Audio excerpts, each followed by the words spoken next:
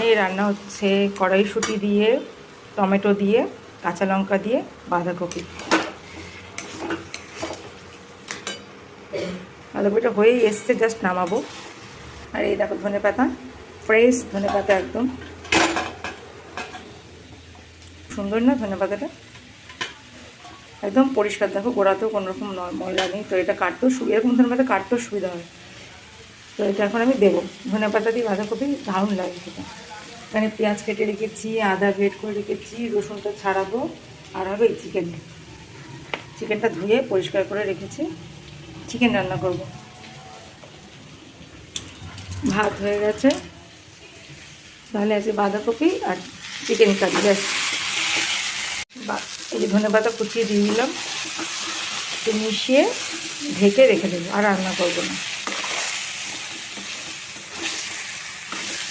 বাঁধাকপিতে তো প্রচুর পুষ্টিগুণ আছে, সেই জন্য শীতকালে যত পারো বাঁধাকপি খেয়ে নাও। শীতকালে যত সবজি আছে সবচেয়ে ভালো এই সবজিটা আমার কাছে বলে না, এটা সত্যিকারেরই খুব একটা পুষ্টিকর সবজি। ঢেকে রেখে দিলাম, ব্যাস, গ্যাসটা অফ করে দিলাম। এবার চিকেন রান্না করলেই রান্না কমপ্লিট। তারপর চান করবো, পুজো দেবো।